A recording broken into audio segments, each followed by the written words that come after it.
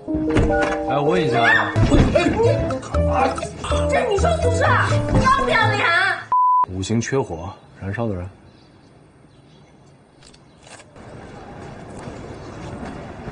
签日吧。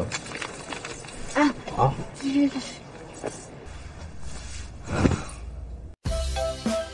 Hai semuanya, kebayang gak sih kalau kita orang desa dan miskin punya kesempatan bersekolah di sekolah terbaik, tapi malah jadi idolanya para murid populer di sana. Apa nggak keberuntungannya double-double tuh? Seperti kisah yang satu ini, All This Year. Film ini dimulai dengan memperlihatkan seorang gadis cantik bernama Chen Chacha. Dia tengah sibuk mengatur barang-barangnya ke dalam pesawat. Dia tampak membawa sebuah koper yang cukup besar untuk persiapan pulang ke kampung halamannya. Koper Chen yang berat membuatnya kesulitan untuk meletakkan di kabin pesawat. Melihat hal ini, seorang pramugari dengan sigap menawarkan bantuan dan mengangkat koper itu. Namun, di tengah saat mereka mengangkat koper, mata Chen tiba-tiba melihat pria yang tampak dia kenali. Setelah melihat lebih jelas lagi, dia langsung tampak malu dan berusaha bersembunyi.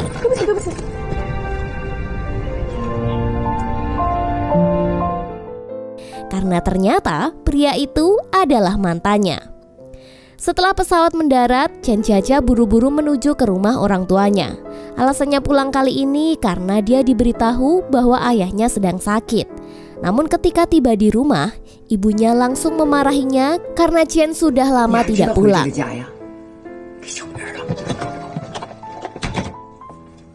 Tak ingin memperburuk keadaan, Chen segera menemui ayahnya dan membujuk untuk berobat ke rumah sakit.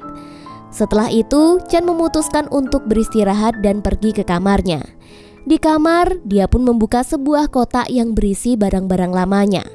Lalu, dia pun melihat sebuah CD rekaman. Seketika, Chen teringat akan pertemuan tak terduga dengan mantannya di pesawat tadi. Dan kita pun dibawa ke tahun 2005. Tahun itu adalah awal Chen Chacha bersekolah sebagai murid SMA.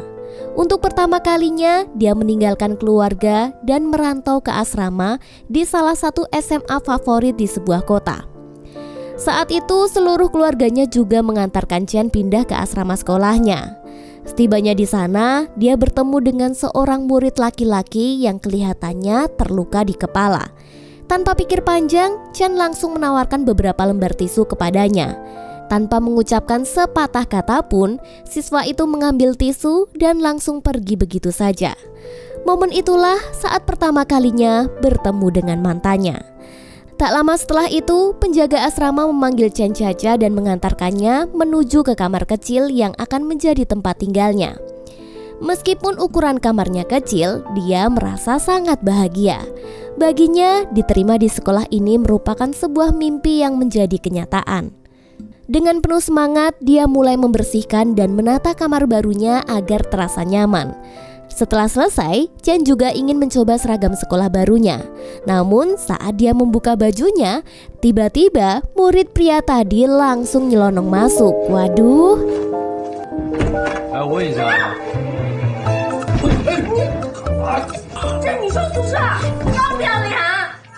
Tanpa menunjukkan rasa bersalah, si murid laki-laki itu justru ingin memasuki kamar Chen untuk bersembunyi. Karena ternyata dia sedang dikejar-kejar oleh satpam sekolah. Chen yang tidak ingin terlibat masalah memilih untuk keluar mencari makan dan meninggalkan murid laki-laki tadi. Saat di jalan, Chen berpapasan dengan seorang guru. Hal ini membuatnya khawatir jika murid laki-laki tadi mungkin akan tertangkap oleh si guru itu. Dengan rasa cemas, dia segera kembali ke kamarnya untuk mencari si murid. Namun setelah mencari, tampaknya murid laki-laki itu sudah pergi. Akan tetapi, ketika Chen masuk ke dalam kamarnya, dia terkejut karena murid laki-laki itu sebenarnya sudah berada di kamarnya sejak awal. Sejak saat itulah Chen mengetahui bahwa murid laki-laki itu bernama Liran. Liran kemudian mencoba mengajak Chen Chacha berkenalan. Namun saat itu Chen menunjukkan sikap yang dingin dan cuek. Meski begitu, Liran tidak menyerah.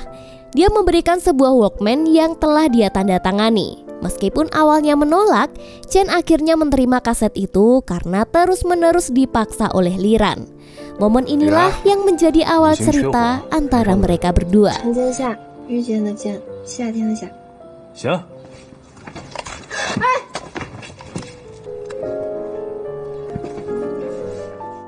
Kemudian sekolah pun dimulai.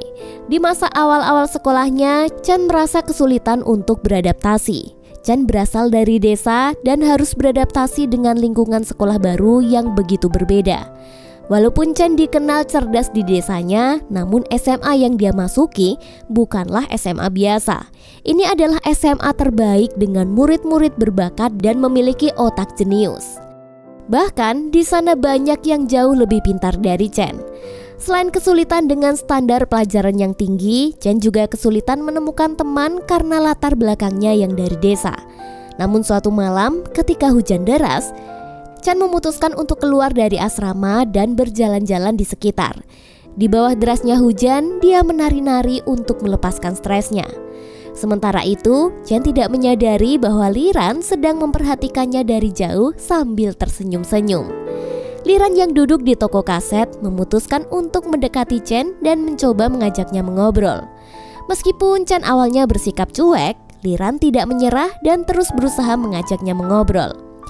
Akhirnya, Liran sadar kalau Chan sedang merasa sedih.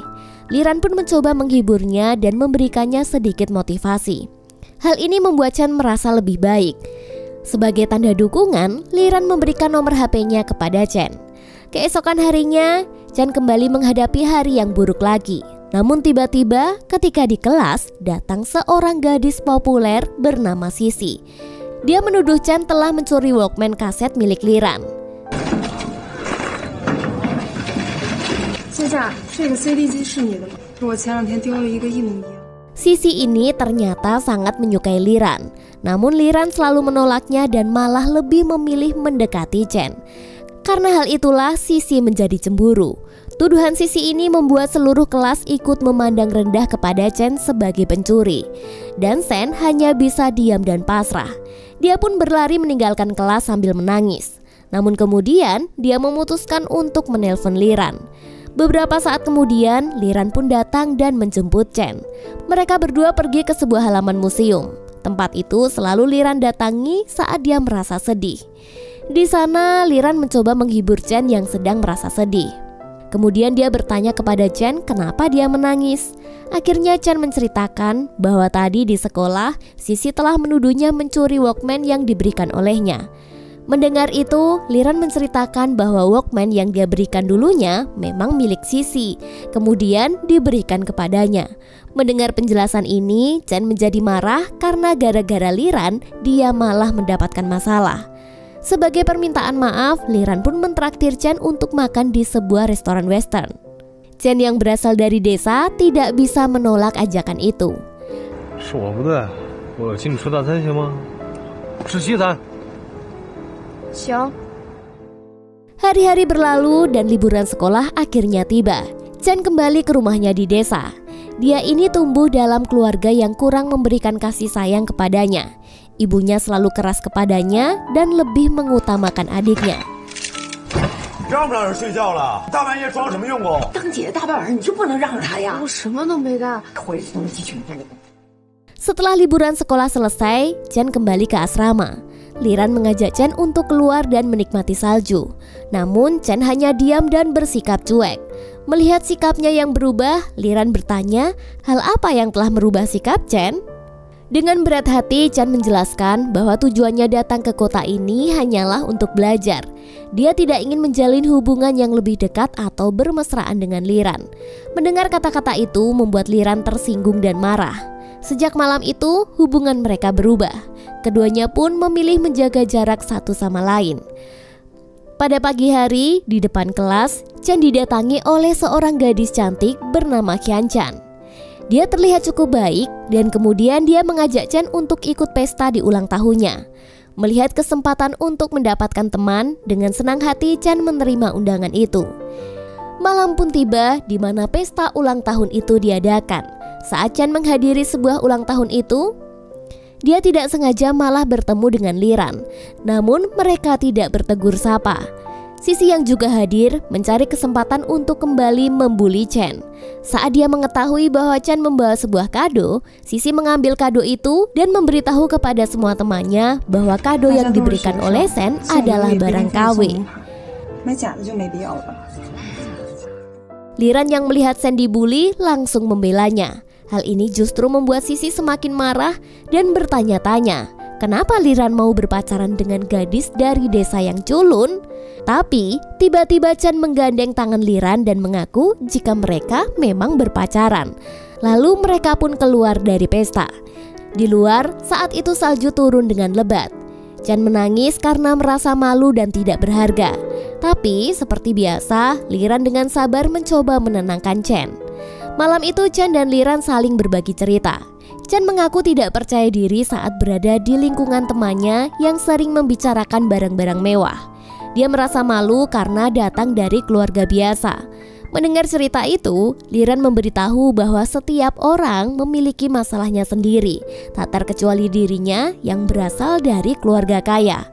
Meskipun tumbuh dalam kemewahan, Liran selalu kesepian karena ibunya telah meninggal dan ayahnya sering bersikap keras kepadanya.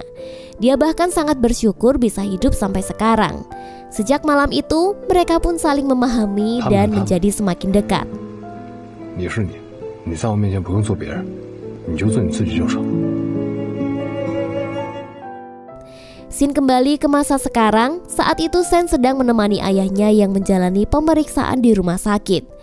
Setelah mendapatkan hasil scan, mereka langsung pergi menggunakan gokar. Di saat itulah ibu Sen justru mengeluh karena keluarganya tampak miskin dan tidak memiliki mobil. Padahal ya, Chen telah bekerja di kota yang gajinya ya lumayan lah. Amit-amit ya punya mak-mak begini. Mendengar hal ini, Chen mengajak adiknya untuk pergi ke dealer dan memilih mobil di sana. Namun saat dia sedang melihat salah satu mobil, dia malah bertemu dengan seseorang di dealer itu. Di sana Chen ternyata bertemu lagi dengan Liran. Kini Liran sudah berubah menjadi pria dewasa yang berhasil dan mapan. Pertemuan tak terduga itu seharusnya menjadi momen yang romantis. Namun Chen malah marah-marah karena merasa tidak mampu untuk membeli mobil itu. 6万还是7万，我赔给你。行，9万5万吧。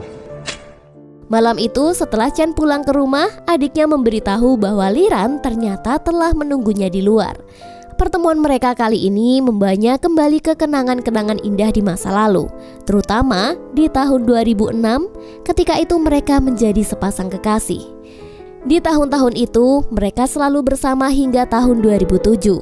Mereka pun lalu mengingat satu momen di mana pipa di asrama bocor dan membuat semua kamar di sana basah.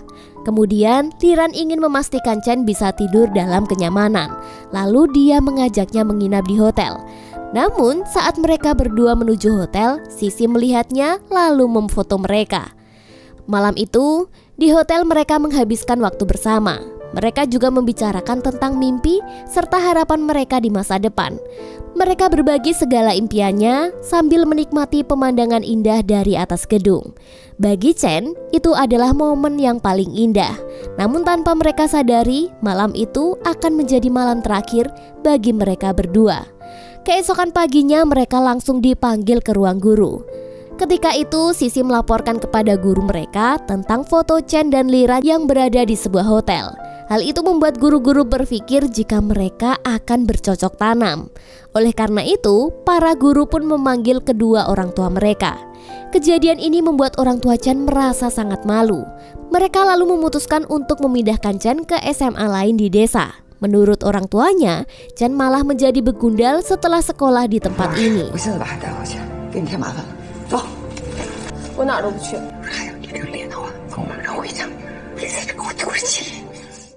Scene lalu berganti pada hari pertamanya di SMA desa. Chen langsung menjadi sorotan semua murid di sekolah. Ternyata rumor tentang dirinya yang bercocok tanam itu sudah menyebar di sekolah. Walaupun tidak nyaman, namun Chen tetap mencoba cuek dan melanjutkan hari-harinya. Setelah pelajaran telah selesai, Liran tiba-tiba muncul di kelasnya. Dia ingin meminta maaf kepada Chen karena merasa bersalah atas semua masalah dan membiarkan Chen juga kehilangan mimpinya. Awalnya Chen sangat marah dan tidak ingin bertemu dengan Liran. Namun setelah mendengarkan penjelasan Liran, Chen tidak bisa menahan air mata. Chen menyadari ketulusan Liran dan dia juga tahu jika Liran juga melalui masa-masa yang sulit. Karena hal itulah mereka berdua berbaikan dan berjuang untuk tidak menyerah.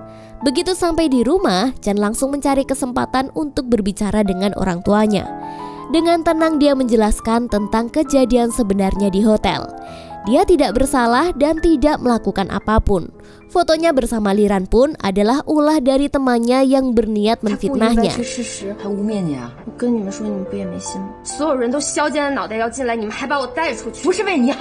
Oleh karena itu, dia akan membuktikannya di ujian musim panas nanti. Dia berjanji akan mendapatkan nilai tertinggi dan jika berhasil, dia memohon agar orang tuanya mengizinkannya kembali ke SMA di kota lagi. Singkat cerita, ujian pun telah berakhir. Dan benar saja, Chen benar-benar mewujudkan janjinya. Dia berhasil meraih nilai tertinggi di SMA itu. Dan berkat pencapaiannya ini, orang tuanya pun mengizinkan dia kembali ke SMA di kota. Beberapa hari kemudian, Chen akhirnya kembali di SMA lamanya. Sisi yang mengetahui hal ini berusaha mencari kesempatan untuk membulinya lagi. Namun Chen yang sekarang telah berubah. Dia telah memutuskan untuk tidak lagi diam. 陈殿下，你是不是觉得自己攀上个富二代，自己也能跟着横行霸道了？哎，我不找事儿，但也不怕事。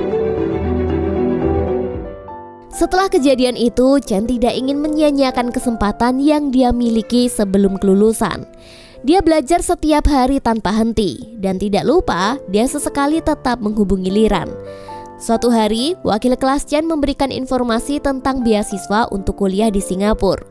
Menurut ibu guru, Chen adalah murid yang bisa mendapatkan beasiswa itu. Namun selain mendapatkan beasiswa, setelah lulus, Chen harus bekerja di Singapura selama 6 tahun. Di sini Chen menjadi bimbang. Dia berusaha meminta saran dari Liran. Namun waktu itu bukanlah saat yang tepat karena Liran sedang menjaga kakeknya yang kesehatannya terus menurun. Kemudian Chen mencoba menceritakan kepada orang tuanya. Namun alih-alih mendapatkan dukungan, ibu Chen malah marah besar. Menurut ibunya, seorang perempuan tidak seharusnya mengejar pendidikan tinggi. Ih, amit-amit ya ketemu ibu yang kayak gini. Ibunya ini ingin Chen hanya tinggal di rumah dan membantu adiknya belajar. Pandangan ibunya tentang pendidikan ini membuat Chen menjadi sangat marah. Dia merasa ibu sama sekali tidak peduli dengan pendidikannya. Padahal nih anak tuh sangat pintar loh. Sayangnya ibunya selalu memprioritaskan adiknya dan tidak pernah memikirkan keinginan atau mimpi Chen. Ibunya semakin marah dan mengacak-acak meja belajar Chen. Melihat ini, Chen hanya bisa menangis karena kecewa kepada keluarganya. Scene lalu berpindah pada Liran yang sedang berduka karena kakeknya telah berpulang. Ketika itu, terlihat Chen yang ikut menemani Liran di rumah duka. Saat itu sebenarnya dia ingin menceritakan masalah dengan ibunya. Namun dia melihat kesedihan Liran dan memutuskan untuk tidak menceritakan masalahnya. Singkat cerita, Liran mengajak Chen untuk liburan di kota Nanjing. Mereka bersama menikmati keindahan kota itu. Namun sesaat rasa sedih mereka pun hilang.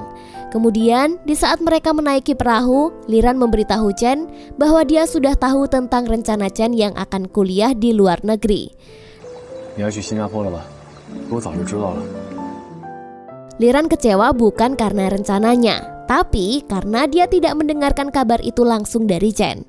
Di sini dia merasa bukanlah orang yang spesial. Tapi di sini Chen tidak memberitahu alasan sebenarnya karena di saat itu Liran sedang dalam keadaan sedih.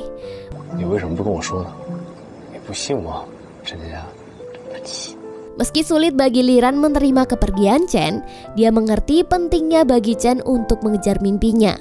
Akhirnya Liran memberikan doa dan dukungan kepada Chen demi mengejar cita-citanya.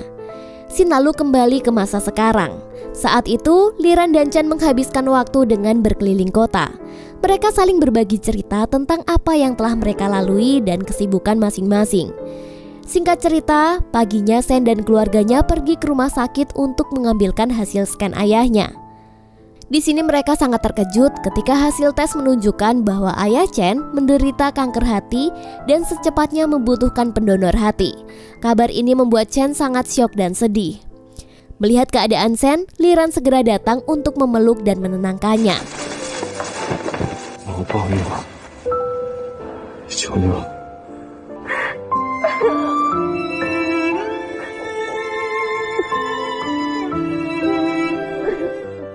Kemudian, Liran ingin membantu dan mengajak Shen bertemu dengan teman ayahnya yang memiliki rumah sakit dengan fasilitas memadai demi proses pengobatan ayah Chen Chacha. Karena circle-nya yang seorang sultan, akhirnya mereka pun dipermudah dan menemukan pendonor hati untuk ayah Shen. Pada hari itu, Shen merasa sangat terharu dengan ketulusan Liran yang telah membantu. Dan malam itu pun mereka bercocok tanam. Keesokan harinya, saat Shen sedang merawat ayahnya, tiba-tiba ayahnya bertanya, apakah Chen sekarang merasa bahagia? Dalam obrolan itu, ayahnya juga mengungkapkan penyesalannya karena tidak pernah memberikan kebebasan kepada Chen. Namun dia juga selalu bangga kepada Chen dan berjanji akan selalu memberikan semangat untuk mengejar mimpinya. Namun tidak lama setelah itu, ayah Chen meninggal dunia. Sebelum Chen berangkat kembali ke Singapura, adiknya tiba-tiba cerita tentang kenyataan ibunya yang selalu merasa bangga terhadap Chen. Dia selalu mengikuti berita tentang Singapura dan prestasi-prestasi Chen.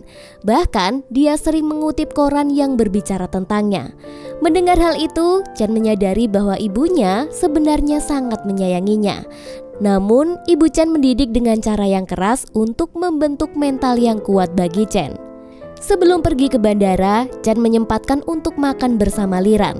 Meskipun Liran berharap Chen tidak pergi, tapi dia mengerti bahwa Chen masih memiliki mimpi yang harus dia capai, sehingga dia harus melepaskannya.